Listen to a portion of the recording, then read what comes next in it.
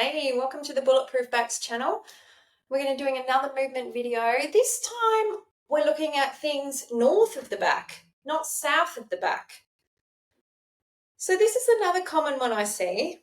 Again, quite easily fixed if we understand it and we stimulate the spine in an opposite direction. We can have a real impact.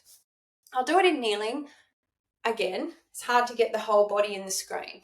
But let's say I'm standing and I eyeball at someone and they have a dropped shoulder. The head's centered, sometimes it tilts in the other direction, sometimes the whole weight brings the head. But let's just say I have a little bit of this posture going on. It's really, really cool because what you'll see, if you're not sure if you have this, I hope you can see if you look at the spaces between my elbow and my hip. On this side, there's full contact, and on this side, it's flying free. This shoulder is adducted, this shoulder is abducted. But basically, my whole rib cage is dropped. It's not actually my shoulder, it's my rib cage. There's a muscle down the side, right in the back, called the quadratus lumborum. It's short, it's dense, it runs from the rib cage to the top of the pelvis. If this is my posture, it's going to be really short on the right side. It's going to be lengthened on the left side. From a vertebral point of view, I'm going to have a lot of compaction and compression in these vertebrae, and I'm going to have an opening or spacing of these ones. Spacing with rotation is a bit of a vulnerable combination. Compression and rotation is a bit of a vulnerable combination. So it's not going to take much twisting or reaching to create some problems. And particularly in a person like this, if they go to do a reach in the opposite direction to what they habitually are, rip, wood chip, we're going to get some sort of reaction in the tissue. Let's just say that if it's used to being this short and all of a sudden on a cold day you ask it to be this long, something's got to give. So what do we do about that?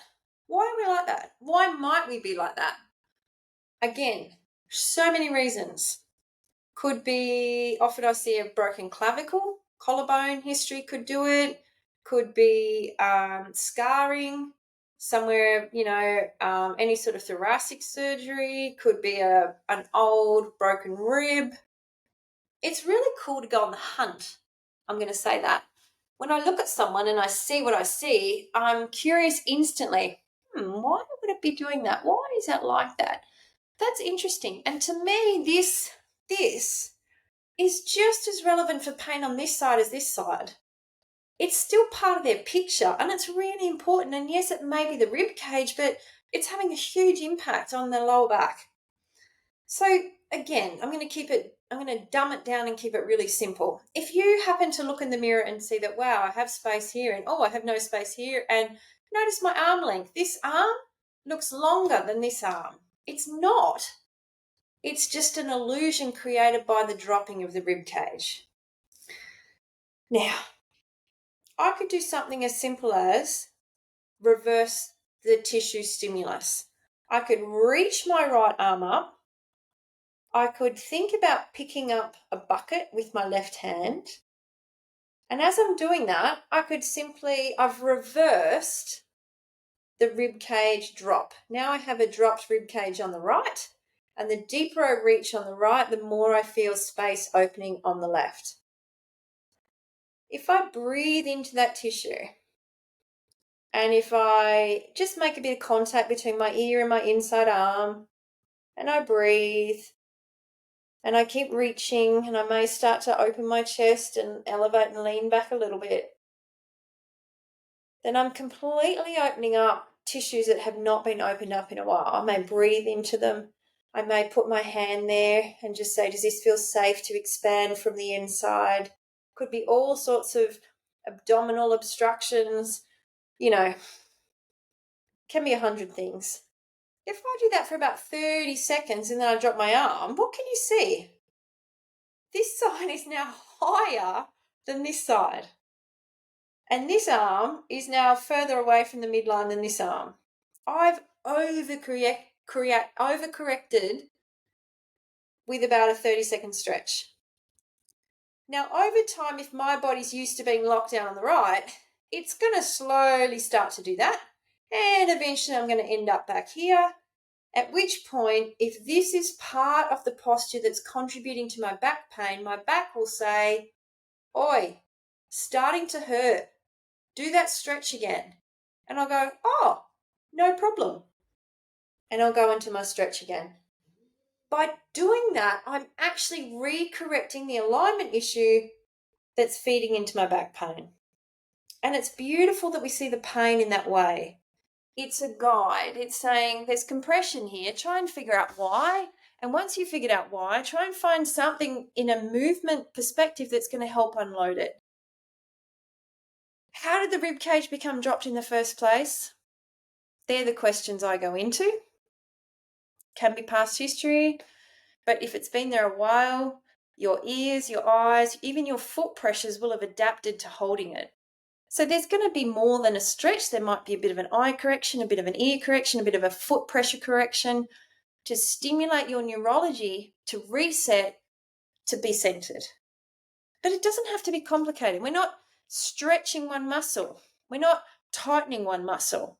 We're doing a movement, a therapeutic, customized movement for you based on your alignment and what you're doing.